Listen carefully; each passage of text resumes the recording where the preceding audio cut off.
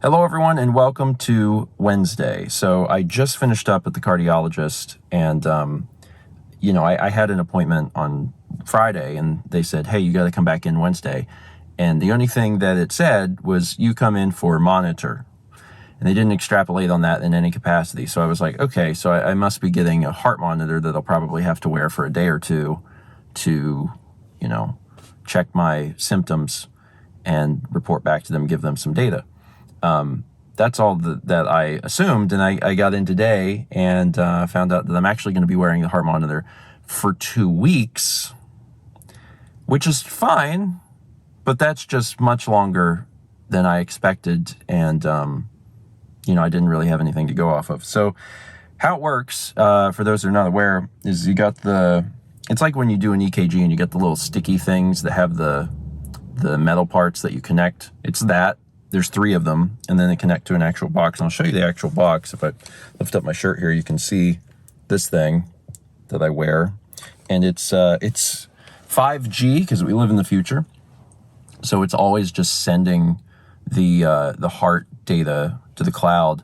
And there's also local storage that's like constantly recording as well. So if I lose coverage for whatever reason, the next time I have coverage, it will send that heart data as well. And there's a button that I can hold that basically puts like a chapter marker. So whenever a cardiologist is looking at the data, because it records all the data, but when they're looking at it later, if I put any chapter markers, they can be like, oh, he was experiencing symptoms right then. Let's look at that particular spot. So that's neat. As a quick reminder for anyone that missed some earlier videos, back in September, I started to have some weird heart stuff where it's just kind of like a weird fluttering feeling or a dropping feeling or something that I experienced. And, at the time, I'd never felt anything like that before. And I was like, that's weird. And then over the last few months, it has increased in, how often, and also a little bit in severity, like the feeling of dropping got a little bit deeper or something. But it's now gotten to the point where, when it happens, I would say almost every single day, and also it'll happen for long stretches of time. So instead of just being like this weird one-off, like, oh, it's like, oh, this is like, I'm experiencing this for a long time, like several minutes, sometimes over the course of like 2 hours, I'm getting a ton of them. So that was weird. In December, I got the Apple Watch, and that helped me maybe kind of pinpoint things just a little bit better because, I found out that, for one, my resting heart rate is low. It's usually like 55. And then when I do the ECG on the watch, my range for my heart rate when I do the ECG will be from low 40s to high 70s. So not only does it get really, really low, but also the range is huge.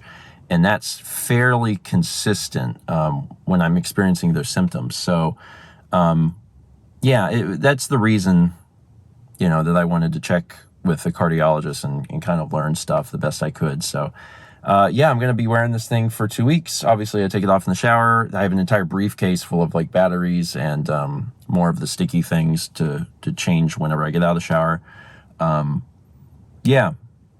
Basically, I wear it for the rest of January. It's just longer than I thought I would.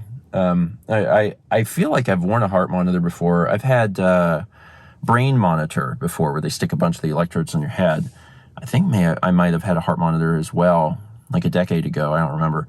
But not for 2 weeks. That's new. So this should give them plenty of data. I'm kind of excited about it because, I don't know what's wrong. I'm hoping that it'll just be nothing. It'll be like, nothing. But more data is good, and I'll definitely experience symptoms in 2 weeks. So that's what I got going on. That's what I got.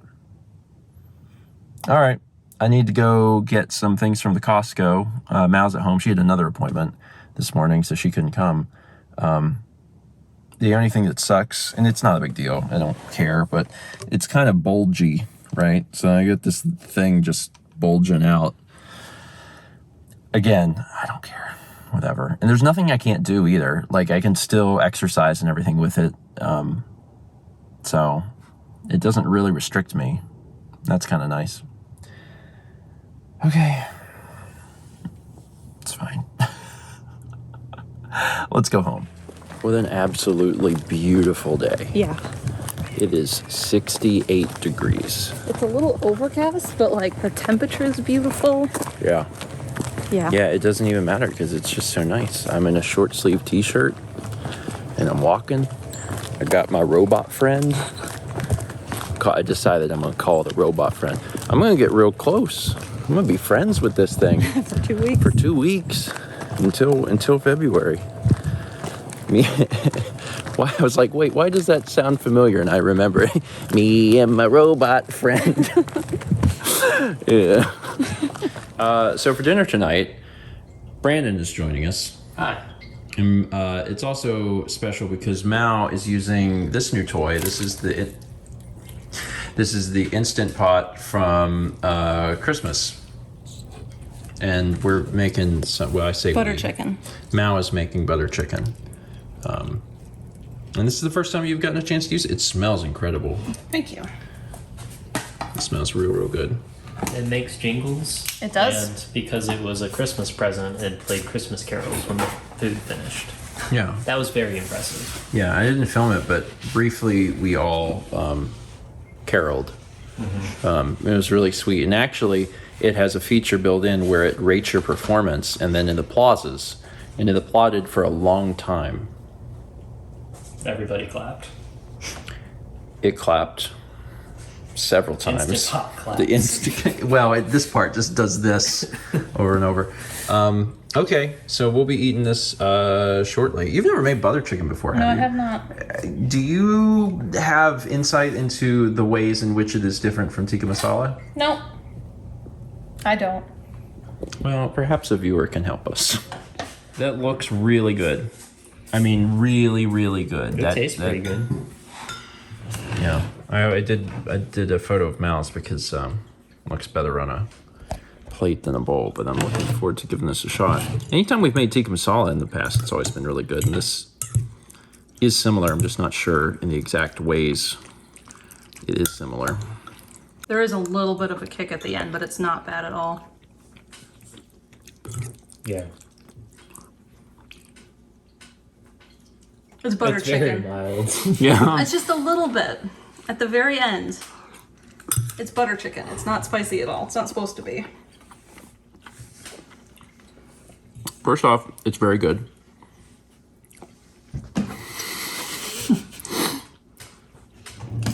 Are you trying to figure out how to say this without being insulting? Well, I don't taste any kick at the end. Like, at all. It didn't burn a little bit going down your throat? I don't think burn is the right word. Well, It has some flavor to it. I mean, the thing is, like, I don't think that there's any way that I'm going to be able to detect that. But that might just be, like, an indication of Do you the want some more levels of... cayenne? I would put it in there, maybe. It's good. Yeah, I would too. The flavor is really good. But it doesn't taste in any way, shape, or form spicy at any beginning, mid, or end of the dish. Well, are you having more rice or are you having more sauce topping? Because if you have it with the rice, then I agree with you. It doesn't really taste like any. Yeah, I also That's cayenne, not chili powder. I put a lot of sauce in mine because I wanted to really make the rice all saucy. But it's good. It's really good.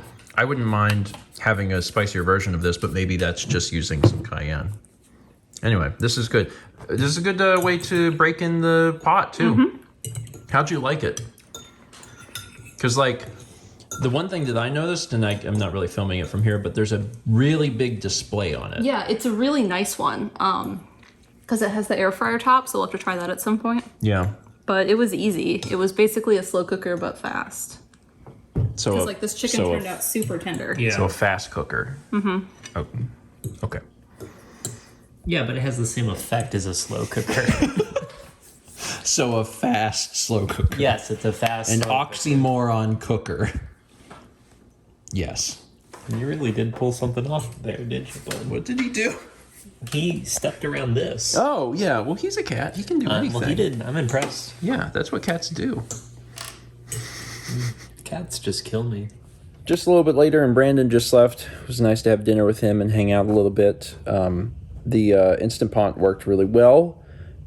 It did the cooking and it did it fast, so I would say that in that respect, it was successful. I'm glad we finally got a chance to use that. I'm sure we'll be using it more.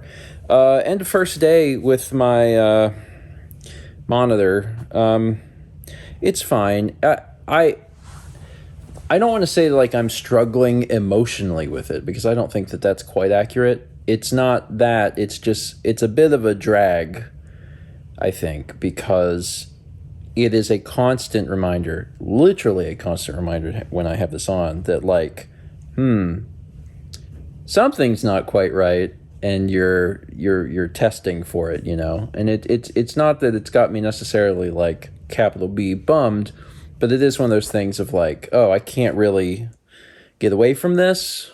And I took a nap earlier, and napping with this was a little hard, so I'm not looking forward to going to bed tonight. But I don't know. It's, you know, it's just the presence of it is like,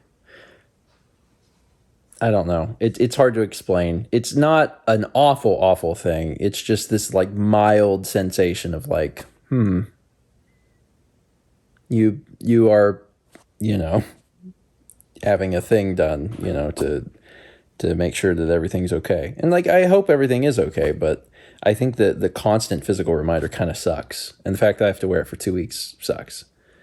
I'm going to try not to let it get me down though. And, you know, go about my days as usual and still try to get a lot of stuff done. So we'll see what happens. That is it for today. Thank you so much for watching. And as always, let's meet back tomorrow, shall we?